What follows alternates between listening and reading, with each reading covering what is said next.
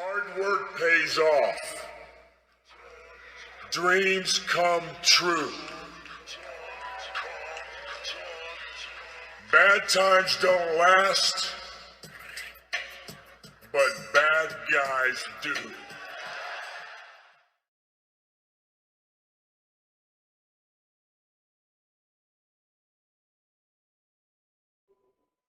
Prepare to have your ears tortured. It's From the Front Row with Johnathan T. Wait, is that Melvin? Hi, Melvin.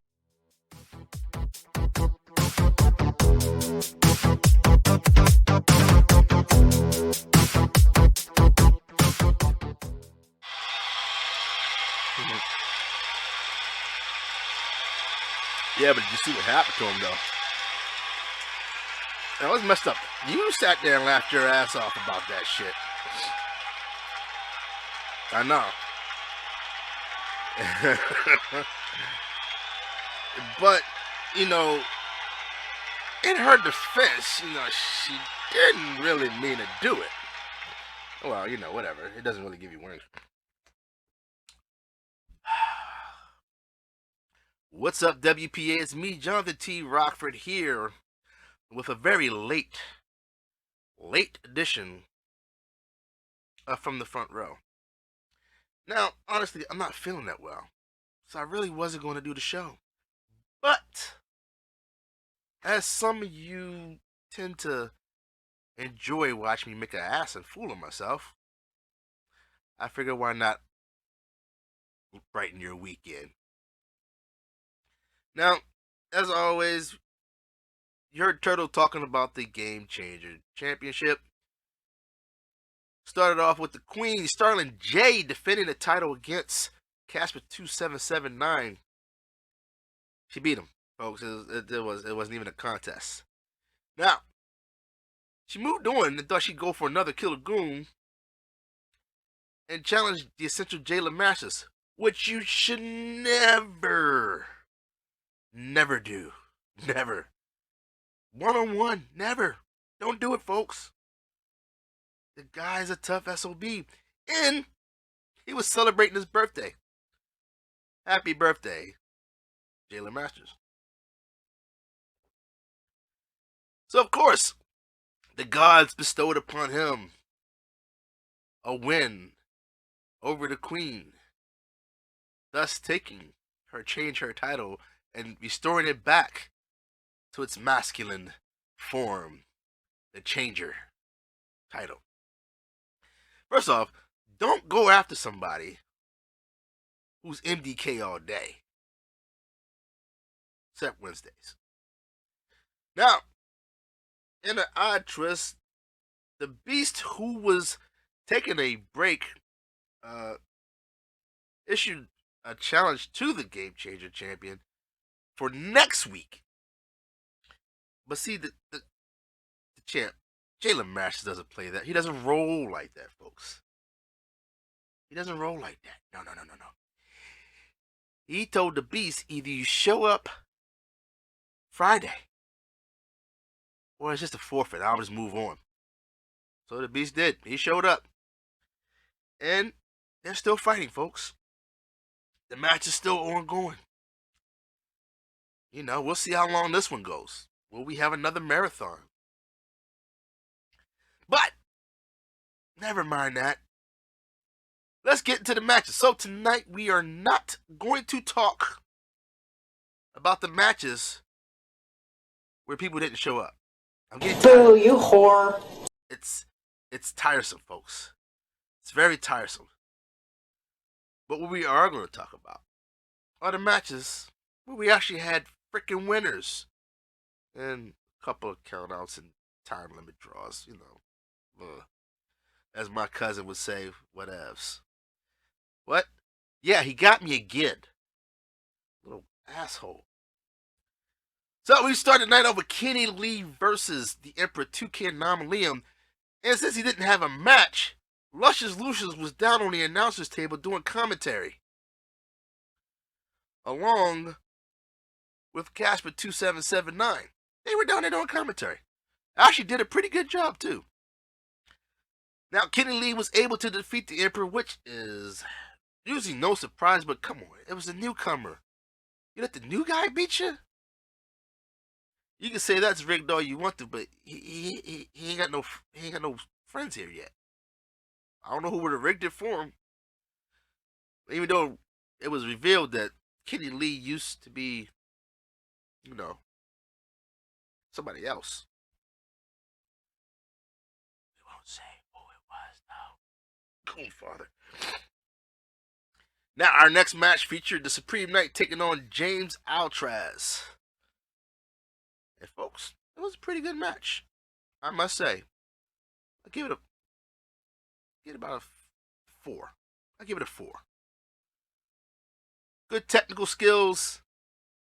Outcome, not what some people expected, unless you just know Supreme Knight. But James Altraz came out with the win. Boom. There you go. Now, our next match featured the Goobly Goonster, or as I like to call him, Gigi, facing my cousin's #1 fan. And I'm sorry, I feel sorry for my cousin now. He's going to have somebody up his ass. As the Messiah was his opponent. And the Messiah came out with a win. Can you believe that, Flip? Say what? All hail the Messiah. He has risen. For this week. Next week he'll probably lose. Gigi lost another one, man. Maybe, I don't know. Maybe I should start calling him by his name. You know what? I figured out what it was, though, Flip. Reason why I couldn't say his name? Yeah, somebody kept spelling it wrong. It's just, there was an extra B in there. Yeah, it's just Goobly. Goobly. Proofreading is essential, folks. Now, our next match is Texas Hate You versus the Prince of Crime, Delirious. And with title shots coming up, Delirious cannot afford to be taking losses at any time. He needs to keep the momentum up, and he did so as he defeated Texas Hate You in a fairly evenly matched one-on-one match. You know, I would say the pool should be open on if Delirious can actually do it.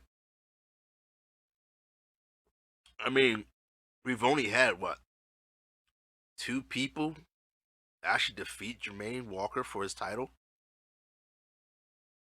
And very, very few people ever defeat him one-on-one. There's a reason why he's ranked at the top of the league. We'll see. For me, if I had to make a bet, I'd probably bet on Jermaine Walker retaining his title. But we'll see. No, maybe Delirious will have one of those Martel moments when he wins the world title. Yeah. Send the whole league into trauma there. Now, our next match was the 2 OGs, the Wraith and Captain Chaos. As Captain Chaos picked up the win, I often wonder, every once in a while, we used to at least get once a month. We used to get Captain Chaos making a video, a promo, talking about something. Now he says, not then. Por qué, Captain Chaos? Give us one. Get in that car, throw your shades on. Start talking long and incoherently about nothing. I enjoyed it. Shit. Gave me something to make fun of. Now, South Bronx Savage was taking on, as my cousin likes to call him, Ricky. Robert Isaiah Salea. And South Bronx did it again. Picked up another win for the hood. For the barrio. This guy's up and down. If he could just stay consistent, he'd make a mark. I mean, he most people would say he didn't beat anybody really significant. We know, despite the losses he has, Robert is fairly decent opponent when he wants to be. So that was actually a pretty good win for South Bronx Savage right there. Now our next match featured the Master Sean Puff, who is demanding a rematch for his trios titles because he had to substitute a body in there for one of his guys that couldn't be there because he was involved in another title shot. Going up against the Darkstalker, the IC champ. And folks, they fought so long that the time ran out. Well, granted, part of that time was the Master Sean Puff once again demanding a rematch for his trios championship. Horny, honestly, lame bull. how many times did they actually defend that sucker? They only defended it once, didn't they? That I saw. Like they won it, and then they lost it. We're gonna have to go check that out. That might be why you don't have it. But to his credit, Flip, he said he has documentation proving that he was promised a rematch because they had to substitute for Red Death. But I don't know if I was the guys that was with him doing that, I wouldn't want to go fight. I got titles to I got titles to maintain. You know, Red Death's the TV champ right now, and then we have current champ is Chrysalis. Those two were his trios champions buddies. Why would you put that on them? they got bigger things to worry about than a trios championship when they have to carry you. I mean, when they have to team up with you right away. Now, next match was the First Lady, Alexa Leslie, taking on the Brass Hole. You know, First Lady, I know she's tougher than she seems. I actually thought she was going to win this match, but Brass Hole's a good guy. He's a very tough competitor. We've seen him battle. We've also seen the First Lady battle. Well, hell, just the tag match with Johnny Rocco at the Asylum. Them two seem like they've been tagging forever. They destroyed the competition. But she lost this match, and I was just a little curious. Hey, what happened, you know? But like I said, the Brass Hole, taking nothing away from the Brass Hole. The Brass Hole is a very tough competitor. Hey, hats off. It was a good match regardless. So now, here's where the shenanigans started, folks. If you've been following WPA, you know that a little trouble started a while back when the Queen simply not only, well, actually, she tried to claim Johnny Rocco said something about her, and it was me.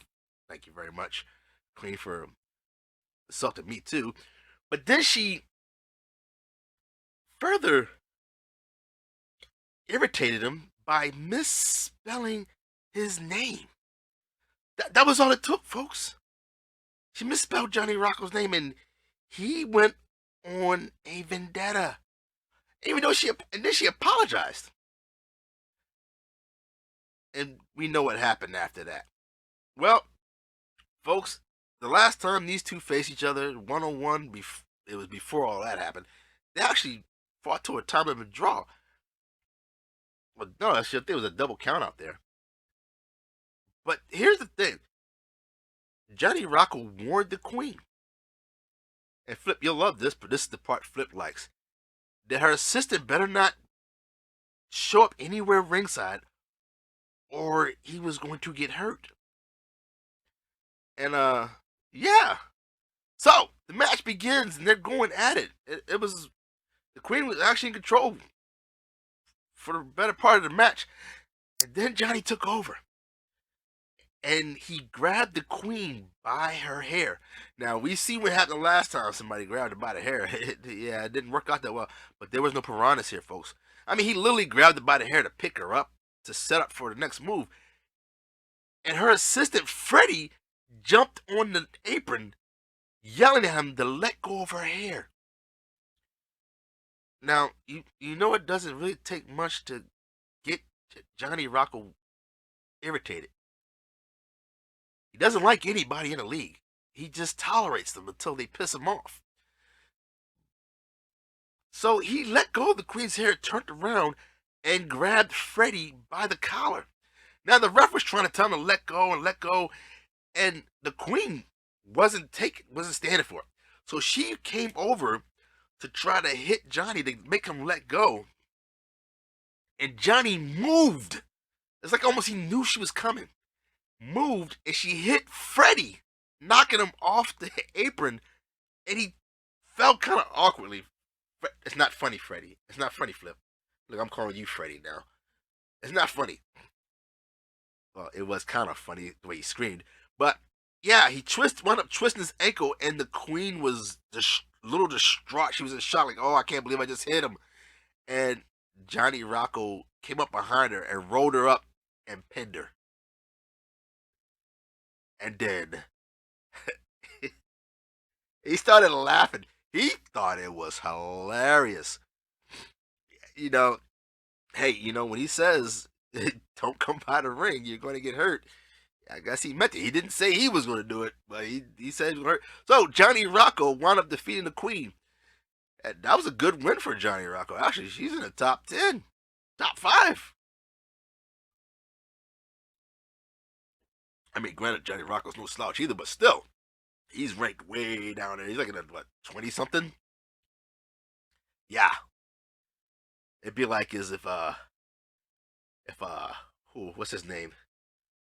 Darkstalker was like, got Ashley a date with Red Velvet. It'll never happen. It's like leveling up. Now, our next match featured the Central Jayla Masters going up against Jermaine Walker, our WPA champion. And it ended in a, folks, I'll tell you what. Jayla Masters seems to be the kryptonite of our champ. Excuse me one sec. I gotta blow my nose.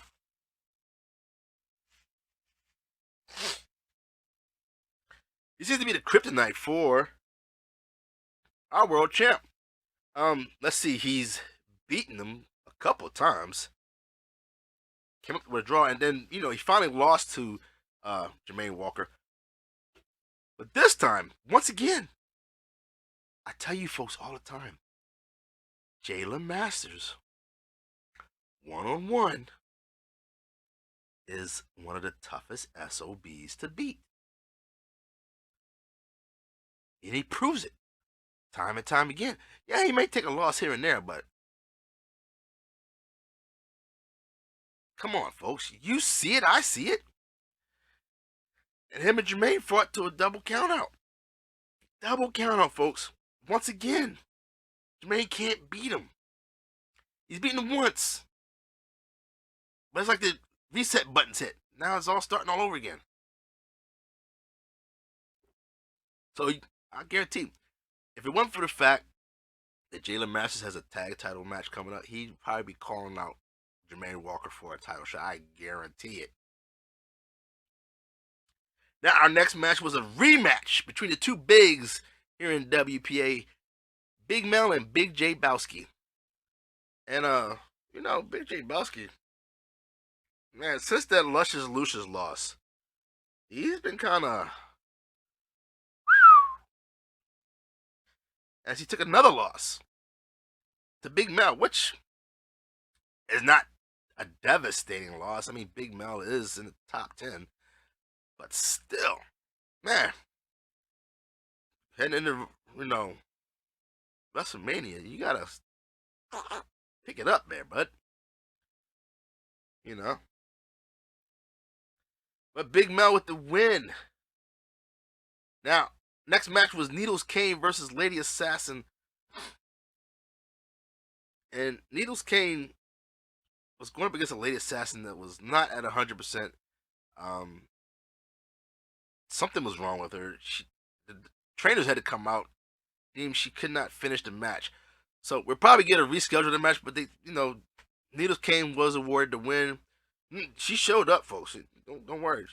But it was she was uncharacteristically not herself. And even Needles K knew that. It was like he didn't even want to continue the match because he didn't feel it right. He wanted Lady Assassin at 100%. So we may get a rematch of that. And if we do, I'm pretty sure it's going to be a good match. It's going to be a stellar match between those two. Now, newcomer Luna was taking on Martel the Carpenter. And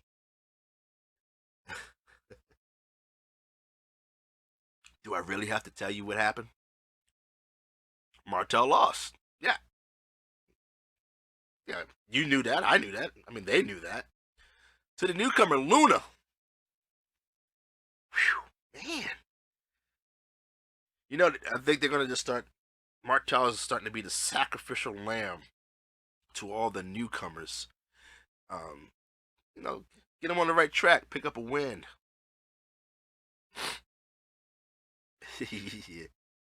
God. You know, it's funny because the guy has an unsanctioned title somewhere. He's still the champ. It's crazy. Guy can't win too many matches here, but can win an unsanctioned shit in some GCS. That's what it is. Yeah, that's exactly what it is. He can't win on Earth 616, but he can go to 633 and get a championship, be the champion. Now, our next match featured a triple threat #1 contender match. And match 1 saw the Horror Show Holmvik versus Bobby Blaze versus the Super Champion King, who still is not at 100%, but is competing. And folks, for like I've lost count how many times this happened now. A double pin. Both competitors, both Bobby Blaze and Holmvik, both pinned the Super Champion King.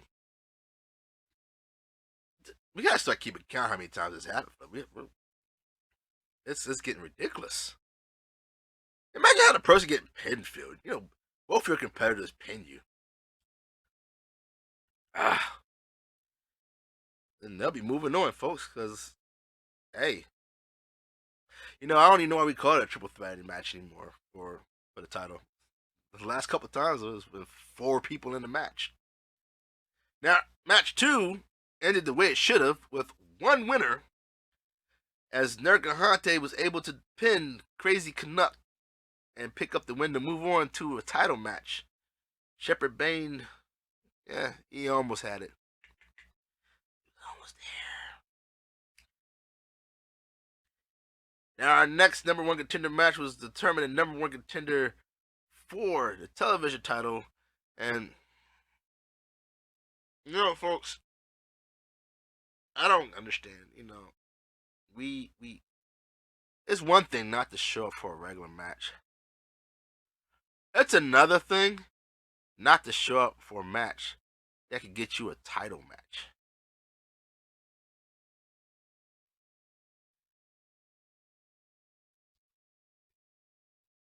So, I'm not even going to bother with who the competitor was. Our #1 contender for the television title is Money MF and Mike. That's enough said on that.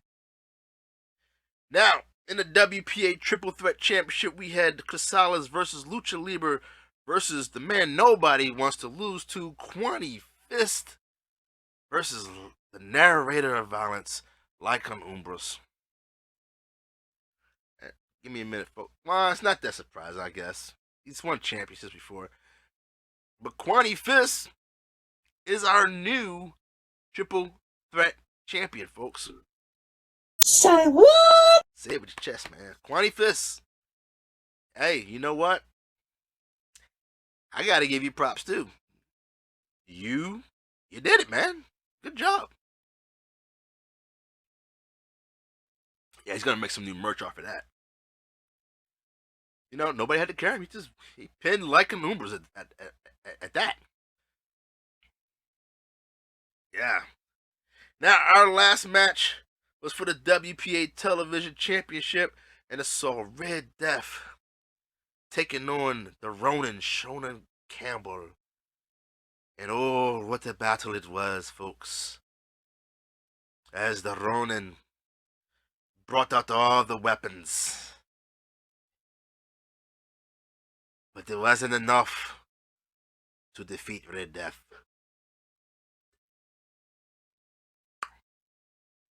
And Red Death is still your WPA champion. Television champion, mind you. You know, he's doing good. I'm trying to figure out who's going to beat him. It's hard to beat Death, folks. That's all I'm saying. It's hard. Now, because of the late results, Philip decided to take a break since we wasn't going to do the show. We didn't know we were going to do it or not. So, he did pass on his pick for this week. And there's not too many times I'll agree with Philip, but I'd have to agree that his pick this week, it was Quanny Fist. I mean, how could you not? I mean, you're supposed to be in a triple threat match, and it winds up being a fatal four-way for a triple threat title, and you come out and devastate the field. That's impressive performance of the week right there, folks. What? Okay, yeah, I know Freddie screamed like a little. That's not what we're talking about right now. We're talking about Quanny Fist. Yeah, we may joke about him, but yeah, give the man his props when he gets props. Good job, Quanny. Philip will be back next week, folks. And also, folks, as a reminder, don't forget, if you would like to do the intro for the show, send us a video. About 11 seconds. Remember, the phrase goes, prepare to have your ears tortured. It's from the front row with Johnathan T. Rokford. And I am Johnathan T. Rokford. And what a weekend we had. We'll see you next week. From the front row. Man, carbonation. Bitch. Yourselves. Ran out. What? No. Well, I don't know. I've heard bitches scream. And that was way louder than any bitch I heard her scream. Oh, the queen's gonna be kind of pissed about that. I know she's pissed. But, honestly, it's not Johnny Rocco's fault. She hit him. Yeah. He's a wily little fucker, isn't he? Yeah, well, you know, why we were doing this show late? Oh, I'll tell you why we're doing this show late. It's because those